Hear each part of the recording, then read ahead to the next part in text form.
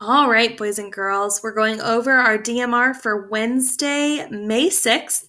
Question number 1 says, what is the value of the digit 8 in this number? Okay, so that 8 is in the thousands place, which means its value is 8,000. So it's worth 8,000. That's 8. Number 2, it's a division problem. We're going to go ahead and use the algorithm for this. So our first step is to divide. So I have to ask myself, okay, 6 goes into 3. How many times? 0. Okay, you cannot take any 6s out of 3. So then I do 6 times 0, which is 0. 3 minus 0, because subtraction is our next step, is 3. And then we bring down our 9. Then I repeat the process. So 6 goes into 39. How many times? So think about your 6 list. If you said 6, that's correct. So 6 can fit into 39 6 times because 6 times 6 is 36. Good. 39 minus 36. Well, 9 minus 6 is 3. And 3 minus 3 is 0. And then I have to bring down the 8. Good job. So bring down my 8. That's 38. So now I get to repeat my process one more time. So I'm going to ask myself, how many times does 6 go into 38? Well, this is very similar to what we just did. It's going to go in 6 times, right? So 6 times 6 is 36. 38 minus 36. So 8 minus 6 is 2. 3 minus 3 is 0. So what does that 2 become? If you said remainder, that is correct. So your final answer should be 66 with a remainder of 2. All right, number 3, it says a figure with exactly 2 endpoints is called a what? So I drew a little picture, and you should have said line segment. There's 2 endpoints. That is a line segment. All right, moving on to question number 4. This is an elapsed time question. It says a store manager arrived at work one morning at 8 o'clock. She left work 7 hours and 45 minutes later. What time did she leave work? So I'm going to start with my hours, and I know there's 7 hours. Now, I can go 1 hour at a time, but if it's easier for you to think through 2 hours at a time or something like that, or if you can do 8 hours in your head, that's fine. But I'm going to use my T-chart, and I'm going to do 2 hours at a time. So if I do 2 hours after 8 o'clock, that would be 10 o'clock.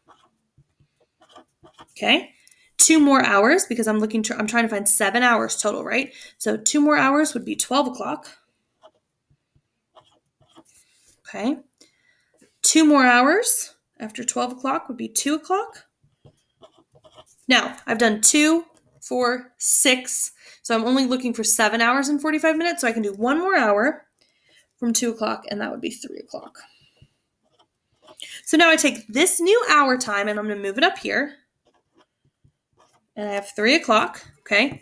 And then it's asking me to do 7 hours and 45 minutes later. So here's my 7 hours, then 45 minutes. Now, the nice thing about this, because this is 3 o'clock, it's super easy to just add 45 minutes.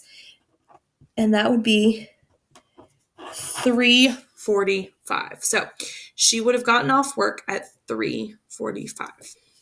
All right, question number 5. It's asking for the greatest common factor. So remember, we talked about least common multiple. You're going to make those multiplication lists. But for greatest common factor, you're seeing what can be divided. So 12, we can divide 12 by 1, obviously. We can divide 12 by 2, which would be 6. We can divide 12 by 3, which equals 4. And then I could keep going in my list, but also I can recognize that everything I have over here is also going to be factors. So I know that 12 divided by 4 would be 3, 12 divided by 6 would be 2, and 12 divided by 12 would be 1. So all of these numbers are going to be my factors of 12. Okay, so I could have kept going with my list, but because I knew that the next one was 4, and I already had 4, I could just reverse up that way. So let's do that. Same thing with 16. So 16 divided by 1 equals 16. 16 divided by 2, it's an even number, so we can divide by 2, is 8. Good. Okay. 16 divided by 3. Can I do that? No, I can't. The next one I can do is 16 divided by 4.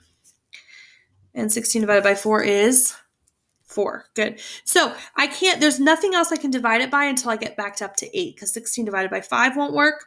6, and 7 will not work. So I can divide it by 8, but I already have an 8 up there. And then I can divide it by 16. So then all of these are my factors of 16. So now I have to decide what is the greatest thing that both of them can be divided by.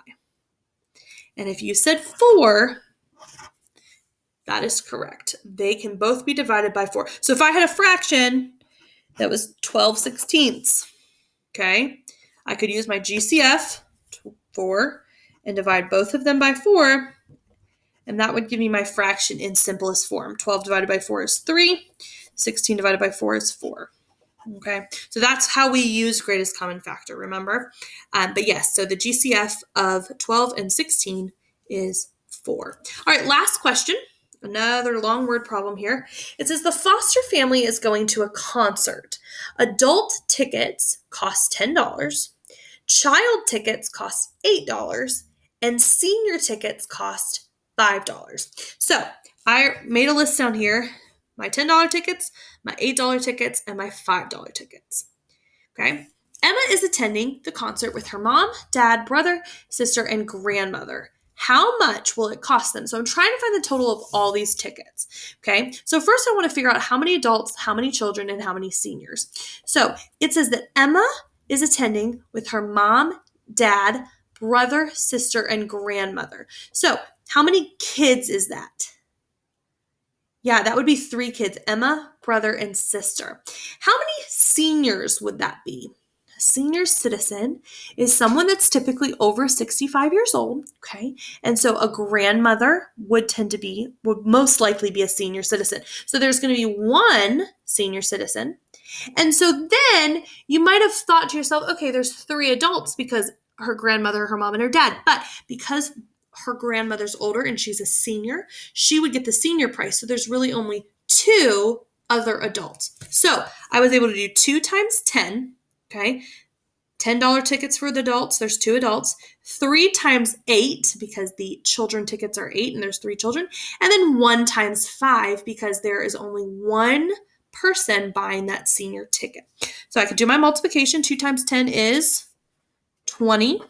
3 times 8 is, that's a hard one. What's 3 times 8? 24. Good. And then we've got 1 times 5, which is obviously 5. So now I will take all 3 of those products and add them together, and that will give me the total cost of their tickets. So 0 plus 4 plus 5 is 9. 2 plus 2 is 4. So $49 is your total answer.